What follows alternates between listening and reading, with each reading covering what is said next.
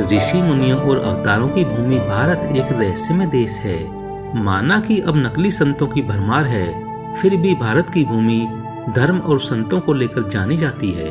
भारत में कई ऐसी धार्मिक जगह हैं जिनका आज भी रहस्य बरकरार है।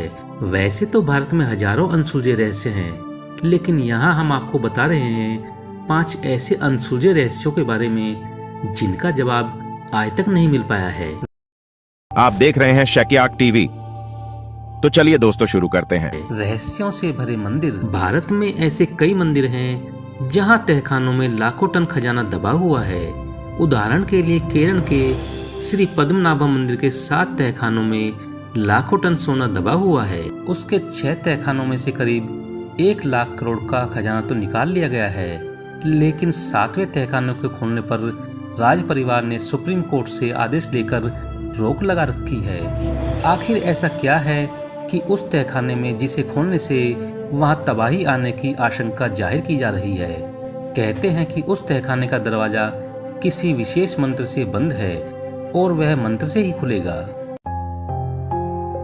वृंदावन में भगवान कृष्ण का एक मंदिर है जो अपने आप ही खुलता है और अपने आप ही बंद हो जाता है। कहते हैं कि निधिवन परिसर में स्थापित रंग महल में भगवान कृष्ण रात में शयन करने के लिए आते हैं।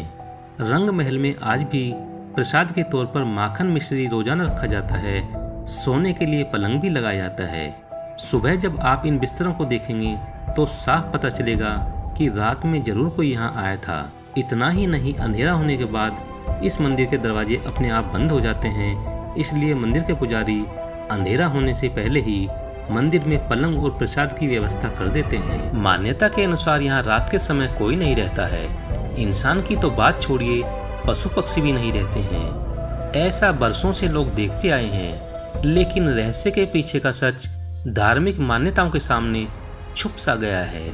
यहाँ के लोगों का मानना है कि अगर कोई व्यक्ति इस परिसर में रात में रुक जाता है तो वह तमाम सांसारिक बंधनों से मुक्त होकर मृत्यु को प्राप्त हो जाता है। अश्वत्थामा। महाभारत के अश्वत्थामा तो आपको याद ही होंगे। कहा जाता है कि अश्वत्थामा का वजूद आज भी मौजूद है।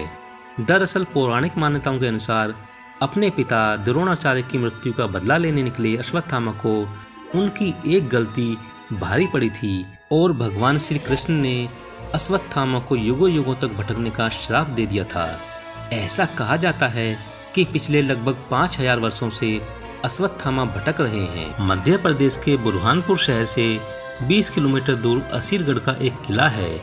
कहा जाता है कि इस किले में स्थित शिव मंदिर में अश्वत्थामा आज भी पूजा करने आते हैं। स्थानीय निवासी अश्वत्थामा से जुड़ी कई कहानियां सुनाते हैं। वे बताते हैं कि अश्वत्थामा को जिसने भी देखा उसकी मानसिक स्थिति हमेशा के लिए खराब हो गई।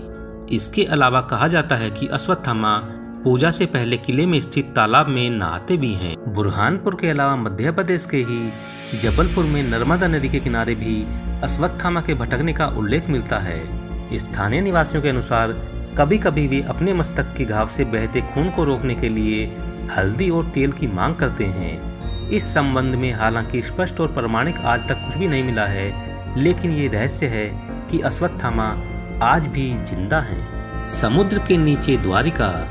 गुजरात के तट पर भगवान श्री कृष्ण की बसाई हुई नगरी यानी द्वारिका। इस जगह का धार्मिक महत्व तो है ही, रहस्य भी कम नहीं है। कहा जाता है कि श्री कृष्ण की मृत्यु के साथ उनकी बसाई हुई यह नगरी समुद्र में डूब गई थी। आज भी यहाँ उस नगरी के अवशेष मौजूद हैं। काफी समय से जाने माने शोधकर्ताओं ने यहाँ पुराणों में वर्णित द्वारिका के रहस्य का पता लगाने का प्रयास किया है, लेकिन वैज्ञानिक तथ्यों पर आधारित कोई भी अध्ययन अभी तक पूरा नहीं हो पाया है। 2005 में द्वारिका के रहस्यों से पर्दा उठाने के लिए अभियान शुरू किया गया था कि यह वही नगरी है जिसे भगवान श्री कृष्ण ने बसाया था। आज भी यहाँ वैज्ञानिक समुद्र की गहराइयों में कैद इस रहस्य को सुलझाने में लगे हैं। स्वर्ण भंडार गुफा। बिहार के राजगीर में छिपा है मौर्य शासक बिंबिसार का अमूल्य स्वर्ण भंडार। बिहार का एक छोटा सा शहर राजगीर, जो कि नालंदा जिले में स्थित है, कई मायनों में महत्वपूर्ण माना जाता है। यह शहर प्राचीन समय में मगध की राजधानी था। यहीं पर भगवान बुद्ध ने मगध के सम्राट बिंबिसार को धर्म का उपदेश दिया था। यह शहर बुद्ध से जुड़े स्मारकों के लिए विशेष रूप से जाना जाता है। इसी राजगीर में है सोन भंडार गुफा। इस गुफा के बारे में कहा जाता है कि इसमें बेशकीमती खजाना छुपा हुआ है जिसे कि आज तक कोई नहीं खोज पाया है। यह खजाना मौर्य शासक बिंबिसार का बताया जाता है। हालांकि कुछ लोग इसे पूर्व मगध सम्राट जरासंध का भी बताते हैं। तिब्बत का यम द्वार। प्राचीन काल में तिब्बत को त्रिविष्टप कहते थे। यह अखंड भारत का ही हिस्सा हुआ करता था। तिब्बत को चीन ने अपने कब्जे में ले रखा है। तिब्बत में स्थित दारचैन से 30 मिनट की दूरी पर है यम का द्वार। यम का द्वार पवित्र कैलाश पर्वत के रास्ते में पड़ता है। हिंदू मान्यता के अनुसार इसे मृत्यु के देवता यमराज के घर का प्रवेश द्वार माना जाता है। यह कैलाश पर्वत की परिक्रमा के शुरुआती दौर में पड़ता है। तिब्बती लोग इसे चोटेन कांग नग्ये के नाम से जानते हैं, जिसका मतलब होता है 2 पैर वाले स्तूप। ऐसा कहा जाता है कि यहाँ रात में रुकने वाला जीवित नहीं रह पाता। ऐसी कई घटनाएं हो भी चुकी हैं, लेकिन इसके पीछे के कारणों का आज तक खुलासा नहीं हो पाया है। इसके साथ ही यह मंदिरनुमा द्वार किसने और कब बनवाया, इसका कोई प्रमाण नहीं है। ढेरों शोध होने के बाद भी कोई परिणाम नहीं निकल सका है।